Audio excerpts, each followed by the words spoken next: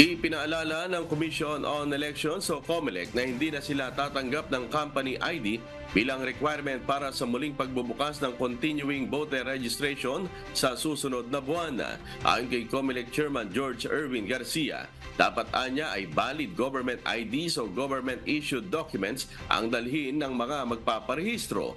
Paliwanag ng ahensya na abuso kasi ang paggamit ng company ID kaya napagdesisyonan nila na hindi na isama ito.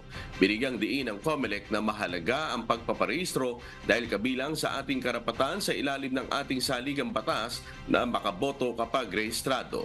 Pakinggan natin ang pahayag ni COMELEC Chairman George Erwin Garcia.